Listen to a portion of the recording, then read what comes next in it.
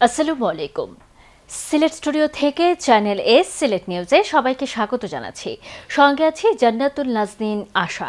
শুরুতেই জানিয়ে দিচ্ছি শিরোনামগুলো। যোগাযোগ ও শিক্ষাক্ষেত্র সহ বিভিন্ন ক্ষেত্রে গোলাপগঞ্জ ও বিয়ানীবাজার অঞ্চল ৩০ বছর পিছিয়ে গেছে বলে মন্তব্য করেছেন বিএনপি চেয়ারপারসনের foreign affairs adviser Ohid Ahmed. সম্প্রীতির বাংলাদেশে অন্য ধর্মের মানুষের উপর জামায়াতের দ্বারা কোনো অপরাধ সংঘটিত হলে তার বিচার করবে জামায়াত। সিলেটে আমিরে জামায়াত ডক্টর শফিকুর রহমান। হবিগঞ্জের বাহুবল উপজেলায় শীতার্ত মানুষের মধ্যে শীতবস্ত্র বিতরণ করেছে পিপলস ফাউন্ডেশন। এবং মৌলভীবাজারের বিভিন্ন এলাকার গরিব, দুস্থ ও অসহায় মানুষদের মধ্যে শীতবস্ত্র বিতরণ করেছে ঢেউপাশা তরফদার ফাউন্ডেশন। শুনছিলেন শিরোনাম, এবারে বিস্তারিত। যোগাযোগ ও শিক্ষাক্ষেত্র সহ সার্বিক উন্নয়নে বিগত প্রায় দেড় যুগে গোলাপগঞ্জ ও বিয়ানীবাজার অঞ্চল ৩০ বছর পিছিয়ে গেছে বলে মন্তব্য করেছেন বিএনপি চেয়ারপারসনের foreign affairs adviser Ohid Ahmed. এই অঞ্চলের মানুষের প্রত্যাশা মেটাতে এবং হাইকমান্ডের নির্দেশনা পেলে ভবিষ্যতে জনপ্রতিনিধি হয়ে এই অঞ্চলের কল্যাণে কাজ করতে চান তিনি।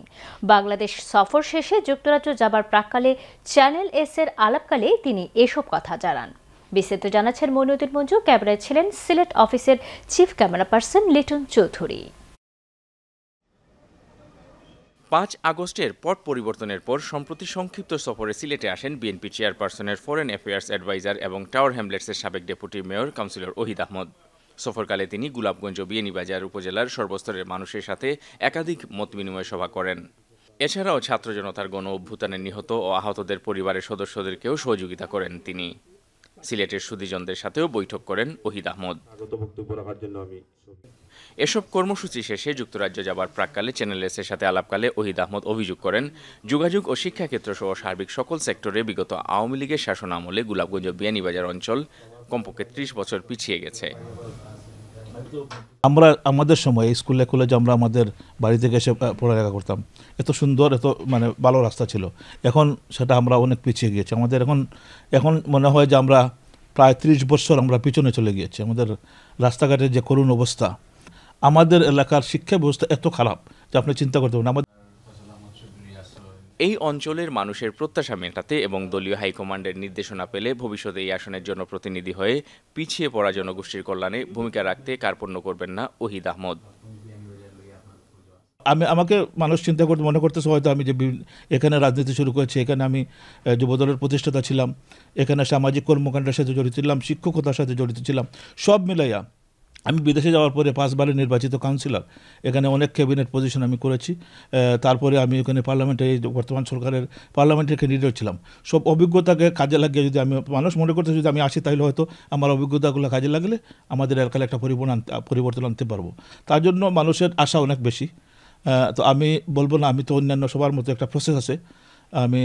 আমি যদি অবশ্যই সুযোগ পাই, শুধু এমপি নয়, যে কোনো সুযোগ পেলেই চেষ্টা করবো আমাদের এলাকার মানুষের জন্য কাজ করতে।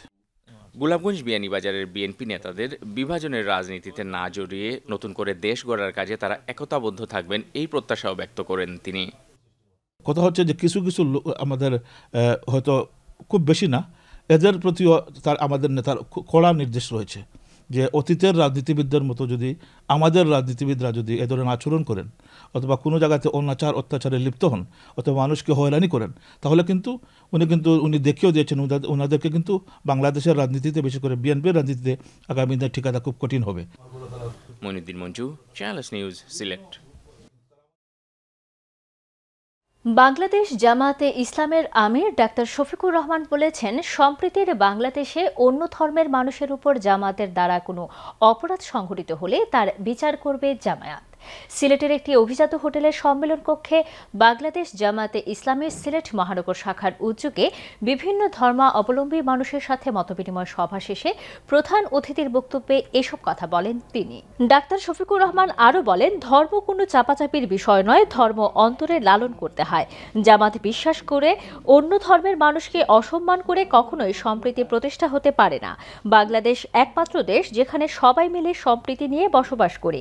জামাতের আমির আরও বলেন, একটা মানবিক বাংলাদেশ গড়তে চায় জামাত, যেখানে সকল মানুষ একসাথে থাকবে।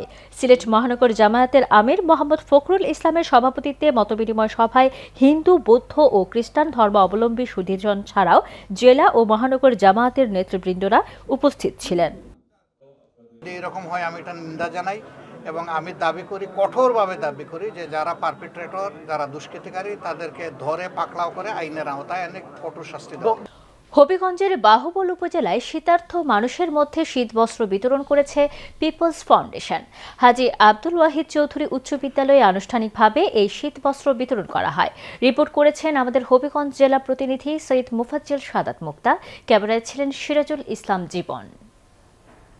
হবিগঞ্জের প্রত্যন্ত অঞ্চলে ৩ শতাধিক শীতার্ত পরিবারের মাঝে শীতবস্ত্র বিতরণ করেছে যুক্তরাজ্য ভিত্তিক স্বেচ্ছাসেবী সংগঠন পিপলস ফাউন্ডেশন। সম্প্রতি বাহুবল উপজেলার কালাপুর গ্রামে হাজী ওয়াহিদ চৌধুরী উচ্চ বিদ্যালয়ে আনুষ্ঠানিকভাবে এ শীতের কম্বল বিতরণ করা হয়। পিপলস ফাউন্ডেশনের এই কর্মসূচি বাস্তবায়ন করে যুক্তরাজ্য ভিত্তিক স্বেচ্ছাসেবী সংগঠন লাইফ প্লাস ইউকে। স্থানীয় পর্যায়ে এ কর্মসূচি সফল করতে কাজ করে life plus institute for social advancement LISA. Haji Wahid Chowdhury উচ্চ বিদ্যালয়ের মাঠে সকাল থেকে জড়ো হন শীতার্ত গ্রামবাসী। কালাপুর আশ্রয়ন প্রকল্পে বসবাসকারী গ্রামবাসী নোয়াগাঁও, আলিপুর, শঙ্করপুর, ইলামপুর, খাগাউড়া ও অমৃতা গ্রাম সহ পার্শ্ববর্তী এলাকার দরিদ্র মানুষের মাঝে এ কম্বল বিতরণ করা হয়। এছাড়া বিদ্যালয়ের শিক্ষার্থীদের মাঝেও বিতরণ করা হয় এ কম্বল। শীতবস্ত্র বিতরণকালে বক্তব্য রাখেন লাইফ প্লাসের সমন্বয়কারী জহিনুর চৌধুরী, ইউপি সদস্য সুহেল চৌধুরী, মুর্শেদ আলম, কামাল হুসাইন, মামুন চৌধুরী, এখলাস মিয়া ও জুনু আহমেদ। কম্বল গ্রহণকারী শীতার্ত লোকজন দাতা সংস্থার কর্মকর্তাদের প্রতি কৃতজ্ঞতা জানান। খুশি না নিবা, আল্লাহ তোমার আরো তৌফিক দিত, আল্লাহ তারা তোমরা বাচ্চা কাচ্চারও আল্লাহ দিতা, যারা যে আশা হইতা দিছে তারা আল্লাহ আশা পূরণ করতো, আরো বেশি বেশি করে অভিজ্ঞতা আল্লাহ দিতা। আমাদের স্কুলের পক্ষ থেকে যারা বিতরণ করেছেন তাদেরকে ধন্যবাদ জানাই। যারা দিয়েছে এই শীতের বছর তাদেরকে অনেক অনেক ধন্যবাদ। জহিনুর চৌধুরী পিপলস ফাউন্ডেশন ও লাইফ প্লাসের নেতৃবৃন্দের প্রতি কৃতজ্ঞতা প্রকাশ করেন। আমরা পিপল ফাউন্ডেশনকে ধন্যবাদ জানাই, তার সাথে সাথে ধন্যবাদ জানাই লাইফ প্লাস এবং লাইফ প্লাসের প্রতিষ্ঠাতা জনাব সাব্বির রহমানকে। আমরা আশা করি প্রতি বছরের ন্যায় যাতে উনি যতদিন আছেন আলহামদুলিল্লাহ ভবিষ্যতে যাতে উনি ওনার কার্যক্রম চালিয়ে রাখেন। শীতের তীব্রতাজনিত দুর্ভোগ লাঘবে এক কম্বল বিতরণ কর্মসূচি কাজে আসবে বলে মনে করছেন স্থানীয় লোকজন। Sadat Mukta, channel S news, Habiganj. Osmaninagar upazila জুড়ে রয়েছে প্রায় ৩৫০টিরও অধিক মসজিদ। মসজিদগুলোতে নামমাত্র বেতনে চাকরি করছেন কর্মরত ইমাম মুয়াজ্জিনগণ। অন্য পেশায় বেতন বাড়লেও মসজিদে নিয়োগপ্রাপ্ত ইমাম মুয়াজ্জিনের বেতন চলছে আগের হিসেব অনুযায়ী। এ নিয়ে বিস্তারিত জানাচ্ছেন আমাদের উসমানীনগর প্রতিনিধি আব্দুল হাদি। উসমানীনগর উপজেলা জুড়ে রয়েছে দৃষ্টিনন্দন মসজিদ। এসব মসজিদ নির্মাণে খরচ হয়েছে ১ কোটি টাকা থেকে শুরু করে ৫ কোটি টাকা পর্যন্ত। চলছে পুরাতন মসজিদ পুনর্নির্মাণ, তৈরি হচ্ছে নতুন মসজিদ।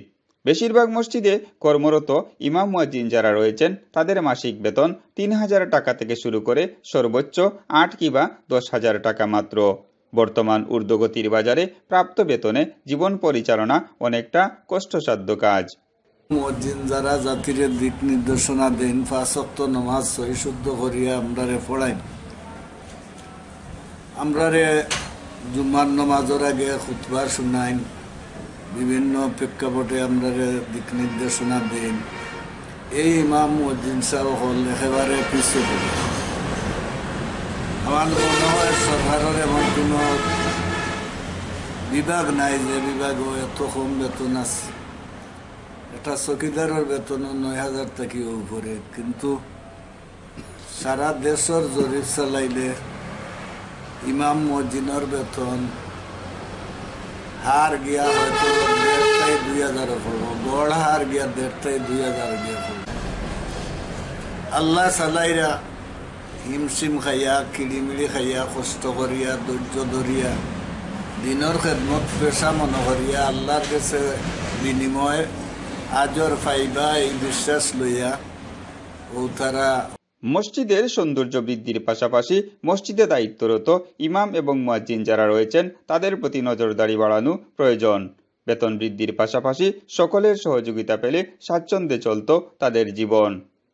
আব্দুল হাদি, চ্যানেল এস নিউজ, উসমানীনগর। নিয়ে নিচ্ছি ছোট্ট একটি বিরতি, ফিরে এসে যা থাকছে। মৌলভীবাজারের বিভিন্ন এলাকার গরিব, দুস্থ ও অসহায় মানুষদের মধ্যে শীতবস্ত্র বিতরণ করেছে ঢেউপাশা তরফদার ফাউন্ডেশন।